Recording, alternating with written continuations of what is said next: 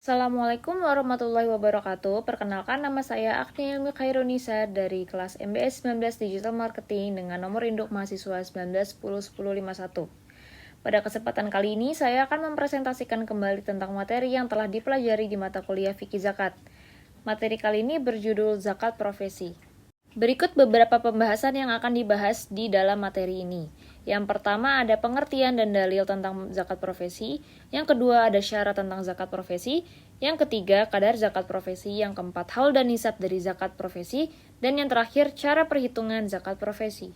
Ke materi pertama yaitu pengertian dan dalil zakat profesi. Zakat profesi adalah zakat yang dikeluarkan dari penghasilan profesi atau hasil profesi bila telah mencapai nisab. Dalil yang digunakan untuk zakat profesi yaitu dari surat Al-Baqarah ayat 267 yang artinya, "Wahai orang-orang yang beriman, infakkanlah sebagian dari hasil usahamu yang baik-baik dan sebagian dari apa yang kami keluarkan dari bumi untukmu. Janganlah kamu memilih yang buruk untuk kamu keluarkan, padahal kamu sendiri tidak mau mengambilnya melainkan dengan memincingkan mata atau enggan terhadapnya." Pembahasan selanjutnya mengenai syarat zakat profesi.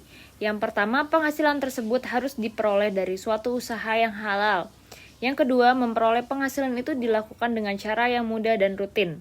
Dan yang terakhir, diperoleh dengan melalui keahlian yang dipunyai atau tertentu. Selanjutnya ada kadar zakat profesi. Penghasilan profesi dari segi wujudnya berupa uang.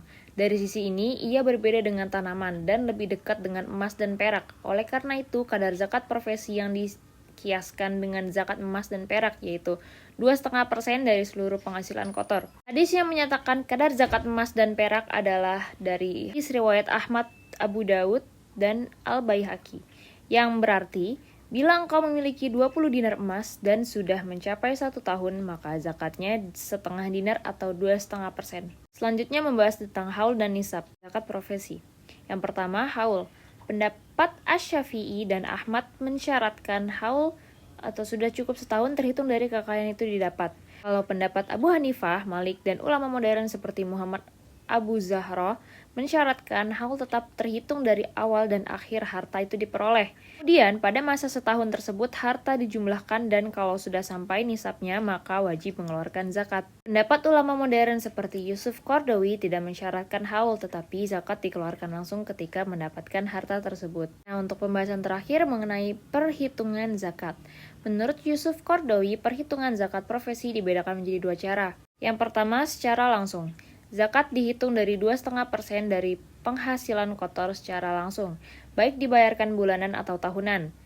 Contohnya, seseorang dengan penghasilan 3 juta rupiah tiap bulannya, maka wajib membayar zakat sebesar 2,5% dikali 3 juta rupiah, sama dengan 75.000 rupiah per bulan atau 900.000 rupiah per tahun.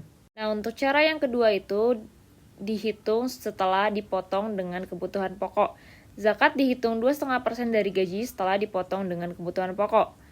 Contohnya, seseorang dengan penghasilan 1.500.000 rupiah per bulan dengan kebutuhan pokok sebesar 1 juta rupiah tiap bulannya, maka wajib membayar zakat sebesar 2,5% dikali 1.500.000 dikurang 1 juta. Maka hasilnya adalah 12.500 rupiah per bulan atau 150.000 rupiah per tahun. Sekian penjelasan materi dari saya. Mohon maaf jika ada kekurangan dalam cara penyampaiannya. Terima kasih. Wassalamualaikum warahmatullahi wabarakatuh.